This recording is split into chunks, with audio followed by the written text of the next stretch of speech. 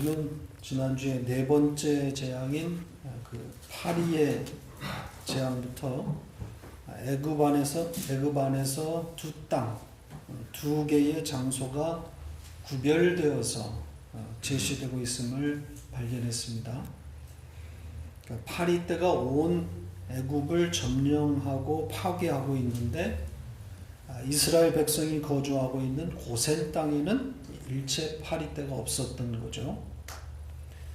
이 파리 때가 득실거리는 애굽을 이 세상으로 본다면 고센 땅은 무엇을 상징하는 겁니까? 천국인 거죠. 하나님 나라입니다. 그러니까 고센 땅은 젖과 꿀이 흐르는 앞으로 들어가는 가나안 땅과 같은 의미가 되는 겁니다. 따라서 애굽은 우리의 육적 현실이라고 할 수 있는 것이고, 이 고센은 성도의 영적 현실이라고도 말할 수 있는 거죠. 하나님께서 애굽과 바로에게 내리시는 이 반복되는 이 재앙 이야기를 통해서 성도인 우리는 수시로 천국의 현실을 망각하고 이 고센을 망각한다 이 말입니다. 그러면서 이 영적 현실을 잊고 이 세상에 묻혀 사는 우리의 그 육적 현실을 수시로 보게 되는 겁니다. 그러니까 영적 현실을 붙들고 살아야 하나 그렇게 살지 못하고 이 영적 천국의 현실, 고센에 밟고 살면서도 그 현실을 망각하고 있는 우리의 육적 현실을 보게 되는 거죠. 수시로 하나님의 말씀을 거부하고 그분을 배반하고 있는 그런 우리의 현실입니다. 사도 바울이 자기의 이 육적 현실을 보면서 한탄한 이야기가, 고백이 있죠. 그 유명한 로마서 7장으로 가보겠습니다. 18절로 24절 같이 읽겠습니다. 내 속 곧 내 육신에 선한 것이 거하지 아니하는 줄을 아노니 원함은 내게 있으나 선을 행하는 것은 없노라. 내가 원하는 바 선은 행하지 아니하고 도리어 원하지 아니하는 바 악을 행하는도다. 만일 내가 원하지 아니한 그것을 하면 이를 행하는 자가 내가 아니요 내 속에 거하는 죄니라. 그러므로 내가 한 법을 깨달았노니 곧 선을 행하기 원하는 나에게 악이 함께 있는 것이로다. 내 속사람으로는 하나님의 법을 즐거워하되 내 지체 속에서 한 다른 법이 내 마음의 법과 싸워 내 지체 속에 있는 죄의 법으로 나를 사로잡는 것을 보는도다. 오호라, 나는 곤고한 사람이로다. 이 사망의 몸에서 누가 나를 건져내랴. 성도의 두 현실을 모두 잘 담고 있는 내용입니다. 여기 보면 바울의 영적 현실을 말하고 있는 그런 내용이 있죠. 22절에 보면 속 사람으로는 하나님의 법을 즐거워한다 이렇게 되어 있습니다. 그러니까 하나님의 법, 이 말씀을 즐거워하는 이 속 사람, 이 우리의 영적 현실이란 말이죠. 생명인 겁니다. 예수 그리스도와 연합된 상태를 말하는 겁니다. 죄와 허물로 죽었던 우리가 하나님의 일방적인 사랑에 의해서, 은혜에 의해서 살아나는 거란 말이죠. 그게 우리의 영적 현실 아닙니까? 속사람으로는 하나님의 법을 즐거워합니다. 그런데 그렇게 살아났지만 자기 몸을 사도 바울이 어떻게 표현하고 있습니까? 오호라, 나는 곤고한 사람이고 사망의 몸이라고 그러죠. 죽은 몸이라고 말합니다. 살아났는데 생명을 주셨는데 자기는 죽은 몸이다 이렇게 말합니다. 왜 사망의 몸이라고 했겠어요? 하나님의 법을 속사람은 즐거워하는데 그럼에도 불구하고 또 다른 법, 죄의 법입니다. 이 죄의 법이 자기를 사로잡고 있는 것을 보기 때문인 거죠. 두 법이 갈등하면서 싸우는데 죄의 법이 이겨버리더라는 거예요. 영적 현실과 육적 현실이 교차되는데 우리 속에서 이렇게 교차가 된단 말이죠. 그런데 육적 현실이 영적 현실을 눌러버리는 거예요. 영적 현실은 고센입니다. 천국이죠. 그런데 육적 현실인 애굽이 눈앞에 아른거리면 애굽으로 달려가더라는 거죠. 그런 자신을 보면서 사도 바울이 탄식하고 있는 겁니다. 이 성화주의 입장에서 보면 사도 바울은 거의 성화에 도달한 사람입니다. 예수의 생명이 들어오고 난 이후에 사도 바울은 전 인생을 오직 예수에 미쳤다고 해도 과언이 아닐 만큼 대단한 충성스러운 사람입니다. 복음 전파를 위해서 수없이 생명의 위협 가운데 포기하지 아니하고 소아시아 전역을 3차례나 여행했고 또 신약 성경의 반 이상을 기록한 대사도입니다.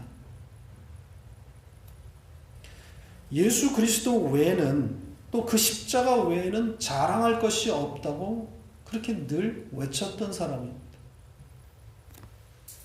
그런데 그가 왜 죄의 법에서 자신을 지키지 못하고 있는 걸까요? 영적 현실이 왜 육적 현실 앞에서는 힘을 쓰지 못하는 겁니까? 이 주제를 이해하는 것이 참 중요합니다. 인간의 본질에 관한 거거든요. 하나님 앞에서 인간이 어떤 존재인가를 묻고 있는 거예요.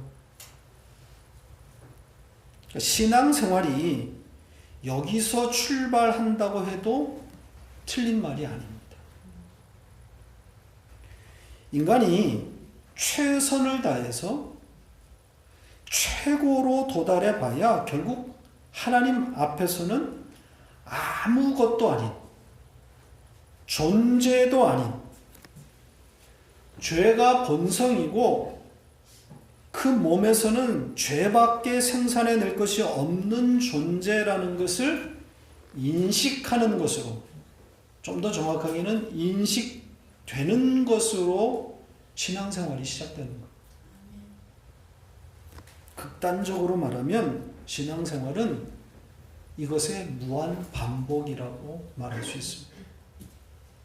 내가 누구인지, 왜 나는 죄밖에 생산해내지 못하는 존재인지를 반복적으로 인식하고 경험하는 거예요. 왜 내 안에 있는 애굽을 지우지 못하는지를 보게 되는 겁니다. 그것을 알고 그것을 경험해야 은혜라는 말을 비로소 이해할 수 있게 되는 겁니다. 왜 하나님의 일방적인 은혜가 쏟아져야 하는지를 배우게 되는 거죠. 그래서 하나님은 이 성화의 최종 단계에 이를 만한 사도 바울이라도 죄에서 꺼내주시지 않는 겁니다. 죽는 순간까지 죄를 놓지 못하게 하시는 거죠. 여기서 죄라는 것이 뭡니까? 죄가 뭐예요? 자기 자신을 붙잡고 있는 게 죄 아닙니까? 우상 숭배란 말이죠. 자존심, 자기 숭배입니다. 여기서 벗어나지를 못해요. 사도 바울이 갈라디아서 3장에서 이 상태를 어떻게 표현했다고 했습니까? 갈라디아서 3장 22절 같이 읽겠습니다. 그러나 성경이 모든 것을 죄 아래에 가두었으니 이는 예수 그리스도를 믿음으로 말미암는 약속을 믿는 자들에게 주려 함이라. 모든 것, 모든 삶을 모든 사람이 죄 아래에 갇힌 겁니다. 피조물은 죄 아래 꽁꽁 묶여 있어요. 죄에서 벗어날 수 없다는 말이에요. 뭘 해도 결국은 자기 자신인 거죠. 자기를 챙기는 것으로, 자기 의를 챙기는 것으로 가더란 말입니다. 인간은 뭘 해도, 아무리 선한 일을 해도 결국은 그 끝은 자기 자신이 자기를 위해서 한다는 거예요.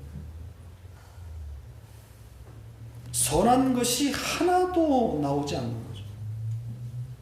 사람들은 선한 행위라고 칭찬하는데, 대단한 열심이라고 말하는데, 정작 본인은 알아요. 네. 자기 의로 가더라는 거예요. 내가 했다는 거죠. 사람들이 인정하는, 칭찬하는 그런 행위를 생산해 놓고도 마지막은 자기 의로 챙기는 것이 인간이고 우리의 모습이에요. 자기를 챙기는 게 죄란 말입니다. 자기 의를 붙들고 있는 그게 죄. 바울도 그런 자신을 보고 있는 거예요. 자, 이렇게 우리를 죄에서 해방시켜 주지 아니하시는 하나님의 의도와 목적이 뭐겠어요? 왜 우리를 꺼내 주시지 않는 거죠? 예, 죄에 묶어 주시는 이유. 이것을 설명해 주는 또 좋은 비유가 있습니다. 마태복음에 나오는 이 청년 이야기를 좀 하고 가죠. 마태복음 19장 16절로 26절, 좀 길지만 이 에피소드를 좀 공부하고 가겠습니다. 같이 읽겠습니다. 어떤 사람이 주께 와서 이르되 선생님이여 내가 무슨 선한 일을 하여야 영생을 얻으리이까? 예수께서 이르시되 어찌하여 선한 일을 내게 묻느냐? 선한 이는 오직 한 분이시니라. 네가 생명에 들어가려면 계명들을 지키라. 이르되 어느 계명이 있느니까? 예수께서 이르시되 살인하지 말라, 간음하지 말라, 도둑질하지 말라, 거짓 증언하지 말라, 내 부모를 공경하라, 내 이웃을 내 자신과 같이 사랑하라 하신 것이니라. 그 청년이 이르되 이 모든 것을 내가 지켰사오니 아직도 무엇이 부족하니까? 예수께서 이르시되 네가 온전하고자 할진대 가서 내 소유를 팔아 가난한 자들에게 주라. 그리하면 하늘에서 보화가 네게 있으리라. 그리고 와서 나를 따르라 하시니 그 청년이 재물이 많으므로 이 말씀을 듣고 근심하며 가니라. 예수께서 제자들에게 이르시되 내가 진실로 너에게 이르노니 부자는 천국에 들어가기가 어려우니라. 다시 너에게 말하노니 낙타가 바퀴로 들어가는 것이 부자가 하나님 나라에 들어가는 것보다 쉬우니라 하시니 제자들이 듣고 몹시 놀라 이르되 그렇다면 누가 구원을 얻을 수 있으리까? 예수께서 그들을 보시며 이르시되 사람으로는 할 수 없으나 하나님으로는 다 하실 수 있느니라. 자, 율법적인 종교 생활을 하고 있는 어떤 청년, 부자 청년이 예수님을 찾아와서 구원의 길, 영생의 길을 묻습니다. 이 청년은 아마도 자기의 그 착한 선한 행위를 통해서 하나님께 도달할 수 있다고 생각했던 것 같아요. 자신 있게 찾아온 겁니다. 확인받고 싶었던 거죠. 착한 행위를 쌓으면 영생에 이를 것이다, 이렇게 오해한 겁니다. 그리고 이 청년은 자신이 그동안 쌓았던 그 율법 지킴, 이것이 구원의 충분한 사유가 되었을 것으로 마음으로 그렇게 생각하고 있었던 거죠. 자, 이런 생각을 하고 찾아온 청년에게 예수님이 뭘 요구하셨습니까? 네, 계명들을 지키라고 했어요. 그랬더니 다 지켰다고 말합니다. 자신 있게 말한 거예요. 거짓말하고 있는 게 아닙니다. 진짜로 이 유대인들이 하고 있는 모든 행위를 다 하고 있었던 거예요. 그랬더니 예수님이 뭘 더 요구하시죠? 가지고 있던 소유를 팔아서, 재산 팔아서 가난한 사람들에게 나눠줘라. 그리고 나서 나를 따르라. 이렇게 말씀하시죠. 그랬더니 이 청년이 어떻게 합니까? 근심하고 돌아갔다 그랬습니다. 왜 그러죠? 그에겐 많은 재산이 있었기 때문이라고 그래요. 재산을 포기할 수가 없었던 거죠. 자, 이 에피소드를 잘 읽으셔야 됩니다. 문자적으로만 보면은 잘 해석이 안 돼요. 이 이야기를 읽으면서 재산을 팔아서 가난한 자들에게 주는 것이 영생의 길이다, 이렇게 읽는 사람은 없을 거예요. 그렇잖아요? 그렇다면 이 이야기의 교훈이 뭡니까? 주님이 뭘 말씀하시려고 하는 거예요? 이게 마지막 절에 사실 잘 담겨 있어요. 이 교훈의 목적.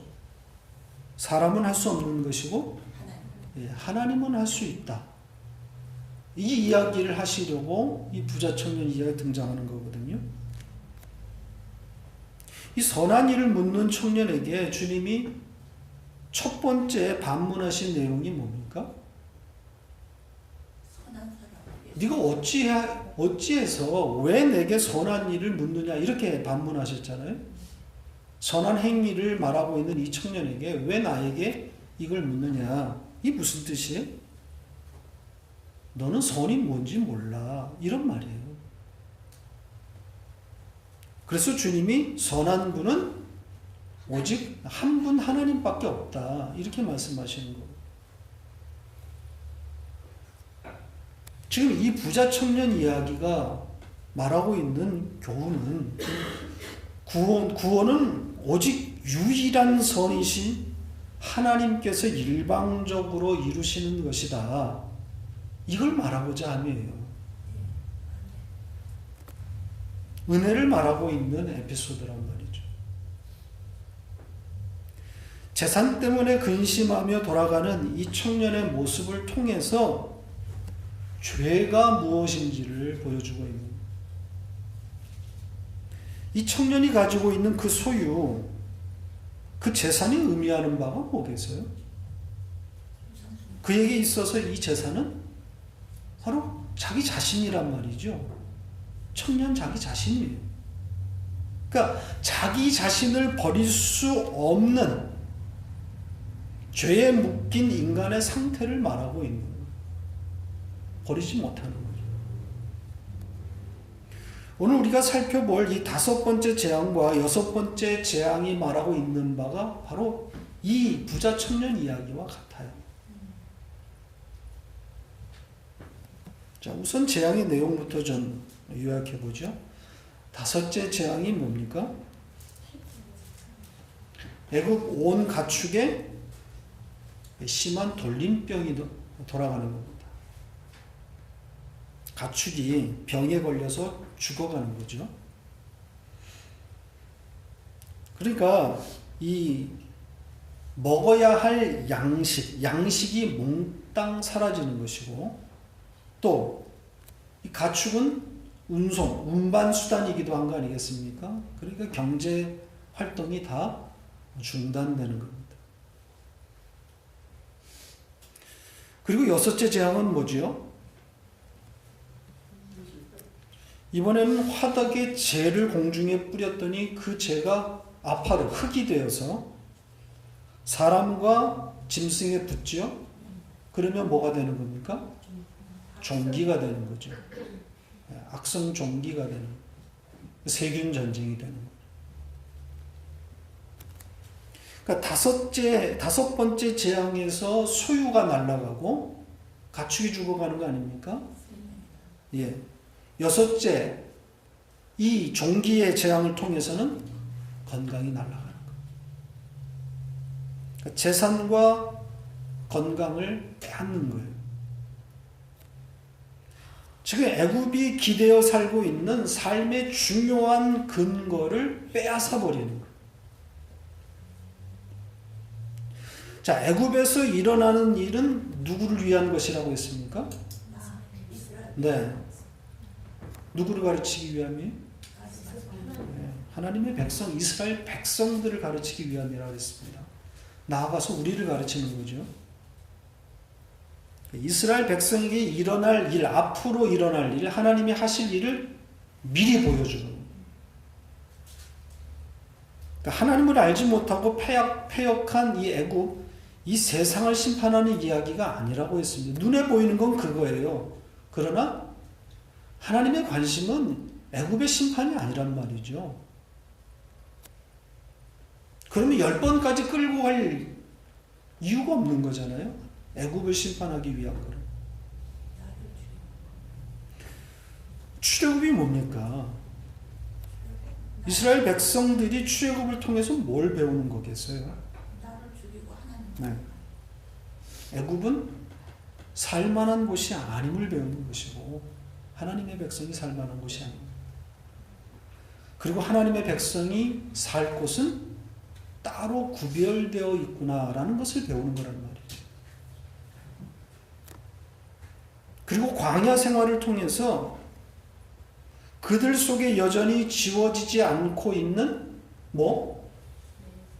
애굽, 세상, 그들이 기대어 있는 그 애굽을 추격하시는 거예요. 광야 생활을 통해서. 그래서 광야 생활 40년 동안 일절 아무것도 소유할 수 없도록 유리방황하는 거죠. 하나도 소유할 수가 없는 거예요. 그리고 1세대는 몽땅 광야에서 어떻게 됐습니까? 죽었어요. 가나안에 들여보내지 아니하고 광야에서 죽여버리시는 거예요. 지금 우리는 교회를 통해서 출애굽을 겪고 배우는 것입니다. 우리도 지금 출애굽하고 있는 거예요. 오늘 이 두 재앙 이야기를 가지고 말한다면 우리는 뭘 배우는 거겠어요? 구체적으로 이 두 재앙 이야기와 연결해서 말한다면 소유와 재물, 이 5번째 이야기잖아요. 5번째 재앙. 이 소유와 재물이 아무것도 아닌 것임을 배우게 되는 것이고, 또 6번째 이야기인 이 악성 종양, 우리의 몸, 우리의 육체적 건강에 기대어 살면서도 영적 건강에는 무신경한 우리의 모습을 보는 겁니다.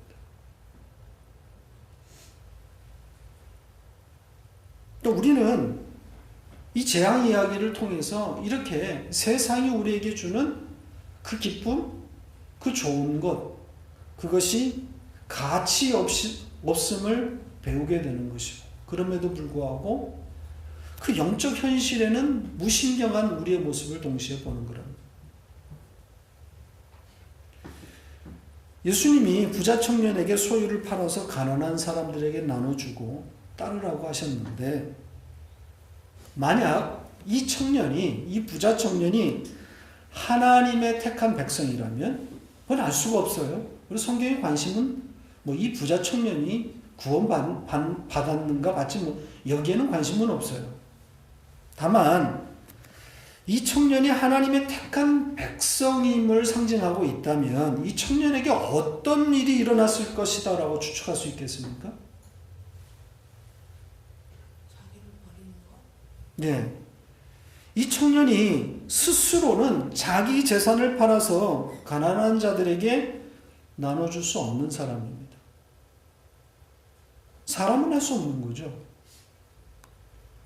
그 재물이 곧 자기 자신이기 때문에 포기가 안 되는 겁니다. 그렇게 자기를 붙들고 사는 것인데 그것을 누가 포기시켜 준다는 거예요? 예. 택한 하나님의 백성이라면 사람은 할 수 없지만 하나님은 하시는 거죠. 그러니까 하나님께서 그 부자 청년의 재물을 날려버리는 거죠. 왜냐하면 그 재물이 바로 그 청년 자기 자신을 가리키는 것이기 때문에 그래요. 그를 죽이는 거예요. 재물이 떠나면 이 청년도 함께 죽게 되는 거거든요. 그리고 나서 살리시는 거예요. 재물을 다시 주어서 살리시는 것이 아니라 예수 그리스도를 주어서 살리시는 거예요. 예수 그리스도만이 참된 가치이며 행복임을 알려주시는 거예요. 그래서 보통 우리가 예수를 처음 믿게 되는 동기들을 보면 실패하고 망한 모습이 많아요.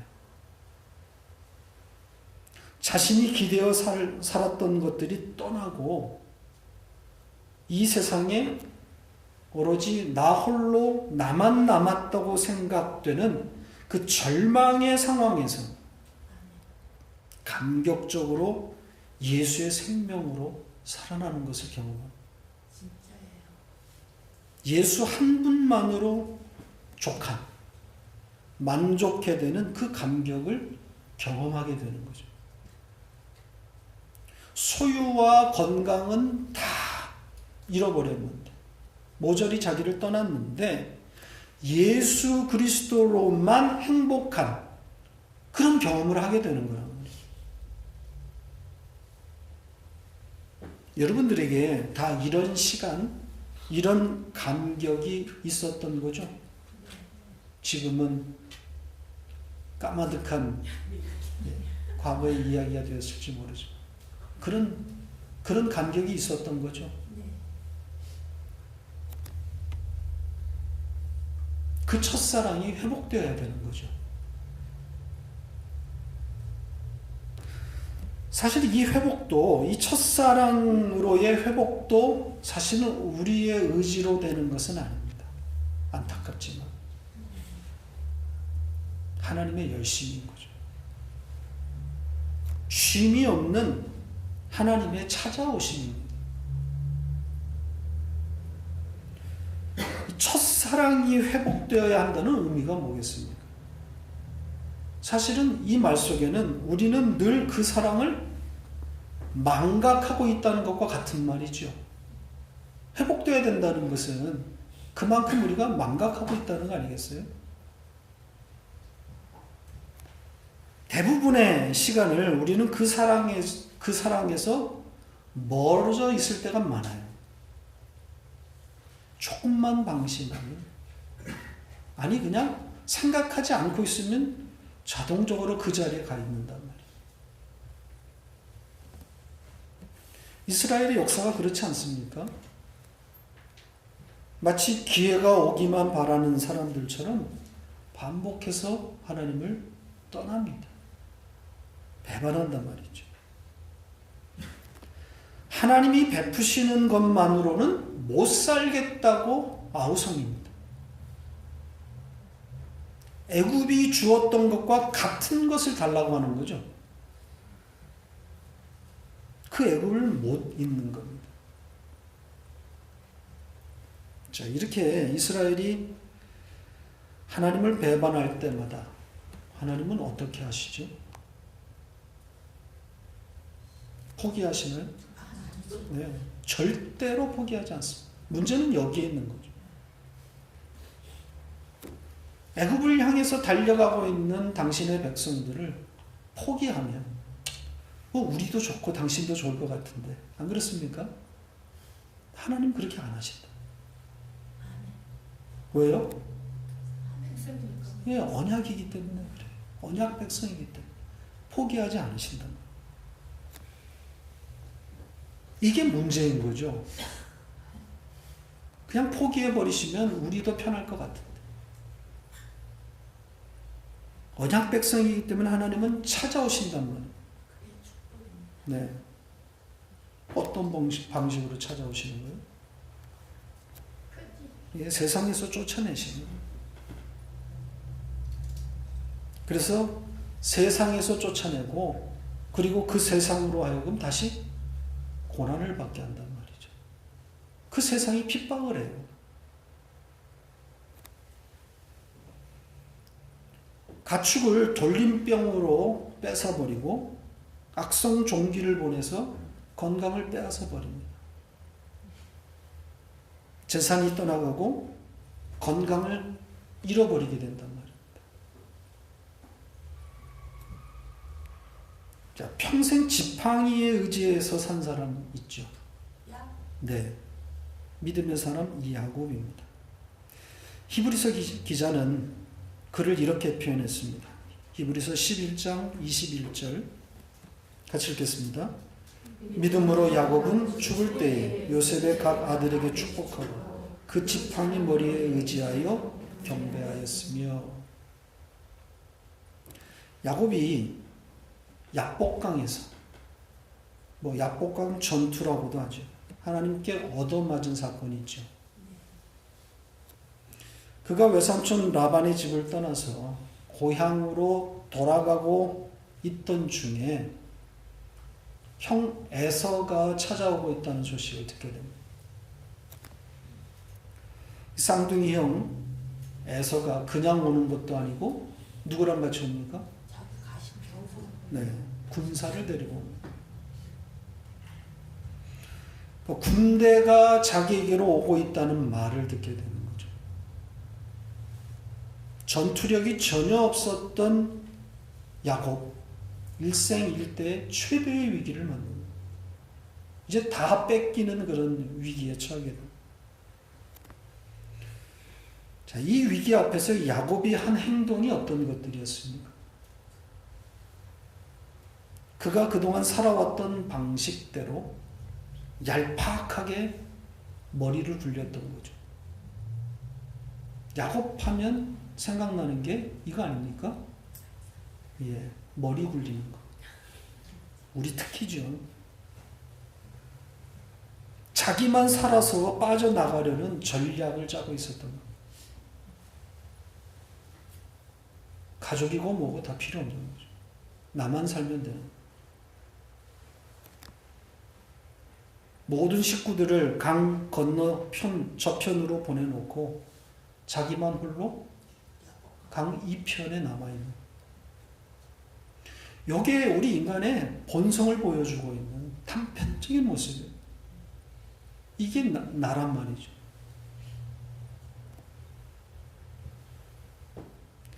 지금 인생의 이 최대 위기를 만나서 이 위기를 겪고 있으면서도 야곱은 누구를 생각 안 합니다. 누구? 아니요. 누구를 생각하지 못합니까? 하나님. 네, 하나님을 망각하고 있어요. 하나님께 기도하고 하나님께 매달려야 되는 상황 아니겠습니까? 근데 하나님을 전혀 찾지 않고 있어요. 자기 방식으로, 자기 힘으로, 자기가 가진 재산과 자기의 능력으로 돌파할 생각만 하고 있단 말입니다. 왜 내게 이런 일이 일어나야 되는지. 도대체 하나님은 어떤 계획을 갖고 계시는지. 하나님의 도움을 구하지 않아요. 이게 우리란 말이죠. 그러니까 우리의 의지로 회복되는 게 아닌 거예요. 자, 이런 야곱을 하나님께서 결국은 어디에다 밀어넣습니까? 환도뼈를 쳐서 걷지 못하게 만들어버리는 거예요. 죽여버리는 겁니다. 이 환도뼈가 신체의 어느 부분인지 사실 그건 중요하지 않아요. 그리고 정확하지도 않고요. 이 환도뼈의 부위가 신체의 어느 부분인지. 학자들 중에는 아마도 이 환도뼈라고 하는 이것이 생식기나 혹은 허리였을 것이다. 이렇게 해석하는 사람들도 있어요. 생명을 죽여버리는. 그가 완전히 죽었음을 상징하는 것이다. 하나님이 그렇게 죽이신. 남자구실을 못하게 만들어버린. 그러니까 모든 것, 그에게 있는 모든 것을 그냥 거두어버리는 거예요. 야곱이 거기서 죽고 얻어맞아 죽고 얻은 것이 결국 뭡니까? 네, 이름을 얻죠. 새 이름을 얻습니다. 모든 것이 죽고 그에게 주어진 것은 새 이름과 지팡이가 되는 거예요. 야곱 대신 이스라엘이라는 새 이름이 주어졌고 환도뼈를 맞고 절개된 그는 지팡이에 의지해서 거기에서 나와 이제 에서를 맡게 되는 거예요. 그러니까 비로소 그동안 망각했던 하나님을 의식하게 되는 거죠. 자기 의지로 의식하게 된 겁니까? 아니지요. 하나님의 열심히 결국은 여기로 끌고 온 거. 재산이 날아가고 건강이 무너지니까 하나님이 조금씩 보이는 겁니다. 그러면서 소유와 이 몸뚱이로는 행복할 수 없음을 깨닫게 되는 거예요. 하나님의 백성이 진짜 가져야 할 재산과 진짜 먹어야 할 음식이 따로 있음을 배우는 겁니다. 진짜 행복이 어디서 오는지를 배우게 되는 거예요.